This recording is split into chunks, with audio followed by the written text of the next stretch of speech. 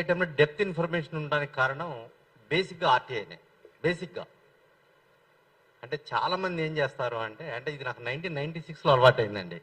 ఒక గవర్నమెంట్ ఆఫీస్లో ఒక లెటర్ ఇస్తాం, మీరు నాకు ఎందుకు ఆన్సర్ ఇవ్వరండి అని కూర్చునేవాడిని.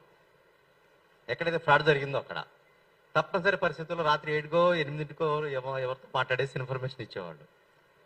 ఆ తర్వాత ఆర్టీఐ వచ్చిన తర్వాత ఈజీ అయింది ఏంటంటే 10 రూపాయలకు కోర్టు ఫీ స్టాంప్ పెట్టేసేస్తాం, లేదా ఇండియన్ పోస్టల్ ఆర్డర్ పెట్టేస్తాం. మనకు సమాచారం ఎంత కావాలో అంత ఫుల్ ఫ్లెడ్జ్గా నాకైతే వస్తుందండి.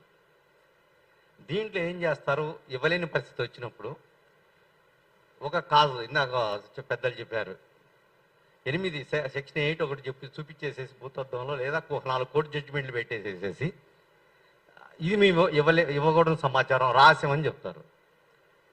అయితే మనకి ఇప్పుడు ఒకటి ఉపయోగపడుతుందండి, కౌంటర్ జడ్జిమెంట్స్ ఇస్తూ మనం అప్పీల్ ఫైల్ చేసుకునే అవకాశం ఇస్తుంది. నెంబర్ 1. రెండోది, ఒక విచిత్రమైన విషయం ఏంటంటే ఒకే సమాచారం 2 జిల్లాల్లో అడిగితే ఒక దగ్గర రిజెక్ట్ చేశారండి, ఇంకో జిల్లాలో యాక్సెప్ట్ చేశారు. ఇది ఆర్టీఐలో ఇప్పుడే కమిషన్ దగ్గరికి వెళ్ళి ఇప్పుడే ఒక మోర్ కొట్టించుకొని వచ్చాం. అదే 7 months తర్వాత వస్తుంది అటు ఇన్ఫర్మేషన్. వెయిట్ చేద్దాం. ఇప్పుడు సార్ చెప్పారు ఇది అలా లోపల అట్లా జరిగాయని చెప్పి 7 months వెయిట్ చేయాలి దానికోసం. అయితే కోర్టులు కూడా తప్పుదారి పట్టే అవకాశం ఉన్నాయండి.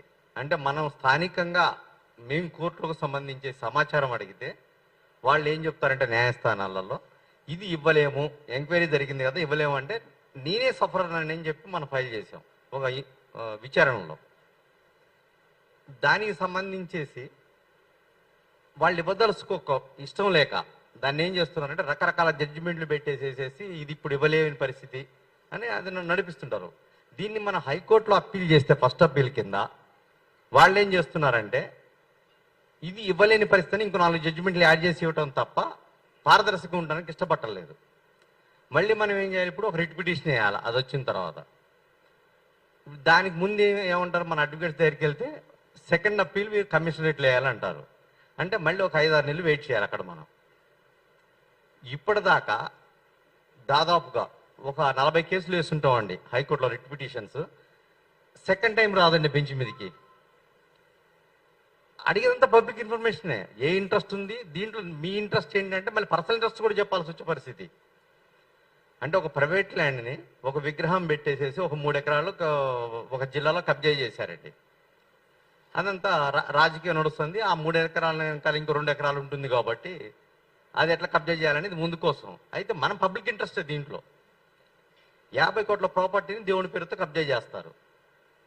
దాన్ని మనం వేయాలంటే మీ పర్సనల్ ఇంట్రెస్ట్ ఏంటంటే అంటే మనం పోయి మళ్ళీ ఒక జర్నలిస్ట్గా సార్ మీరు మాకు ఎంఓయూ ఇవ్వండి సార్, ఏదో మేము లీగల్గా ఫైట్ చేస్తామని చెప్పేసి మాకు మిగతా ఏ రైట్స్ ఉండవు సార్ అని చెప్పి నచ్చ చెప్పి తీసుకొచ్చి ఆ ఎంఓయూ అడ్డం పెట్టి మనం అలా అప్లై చేయటం. అంటే ఎంత కష్టపడాల్సి వస్తుందంటే ఆర్టీఐ దరఖాస్తు పెట్టగానే చిన్న చిన్న విషయాలకు కూడా ఆఫీసర్లు కావాలని తెప్పి 30 days ఇచ్చేస్తారండి. అంటే అది 1 weekలో ఇవ్వచ్చు, 1 dayలో కూడా ఇవ్వచ్చు కొన్ని ఇన్ఫర్మేషన్స్. అంటే కావాలని చెప్పి 30 రోజులు వెయిట్ చేయించడం ఏంటంటే 30 రోజులు వీడికి ఇంట్రెస్ట్ ఉంటుందా లేదా అన్నది నెంబర్ 1. రెండోది మన ఫైలింగ్ ఇంపార్టెంట్ అండి. ఇక్కడ ఉన్న మిత్రులందరికీ తెలుసు అనుకోండి, ప్రతి ఫైల్ అంటే మనం అప్లై చేసేటప్పుడు ఏదైతే ఉంటుందో అది దాచిపెట్టుకోవాలా, ఎక్నాలజ్మెంట్ దాచిపెట్టాలి, ఇవన్నీ మనకు తెలిసినాయి. కానీ ఆ ఫైల్ మెయింటైన్ చేయగలిగి ఒక 1 year చేయగలిగితే వచ్చేస్తుందండి. ఇక మనకున్న బాధలందరికీ తెలిసినాయి. ఇప్పుడు సార్ చెప్పారు కొన్ని లోపాలని చెప్పేసి డెఫినెట్గా మనం ఫైట్ చేస్తూ వెళ్ళటమే. ఇంకా మనం పోరాడుతుంటే పరిష్కారం నెమ్మదిగా వస్తూ ఉంటుంది. మార్పు ఎంతో కొంత బెటర్ పొజిషన్ అంటే ఫస్ట్ పెట్టినప్పుడు ఉన్న దానికంటే కూడా ఇప్పుడు కొంచెం బెటర్ పొజిషన్ ఏంటంటే మనం ఫైట్ చేయగలిగే వాళ్ళు కనిపిస్తున్నారు ఇన్ఫర్మేషన్ డిపార్ట్మెంట్లో.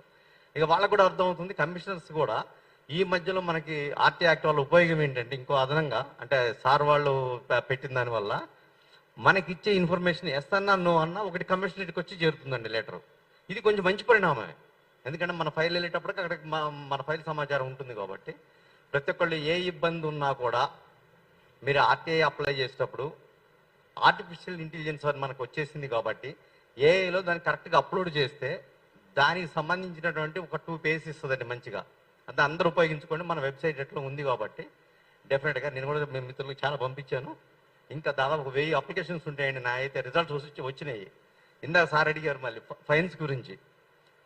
నేను ఫైన్ లేపించినవి 1 లక్ష రూపాయలు దాకా ఉంటాయండి. ఒక 40 కేసులు అంటే 5,000 2,000 3,000 అది తీసుకోలేదు, దాన్ని బ్యాంకులో పెట్టేసి మళ్ళీ ఆర్టీఐకే ఉపయోగిస్తున్నాం.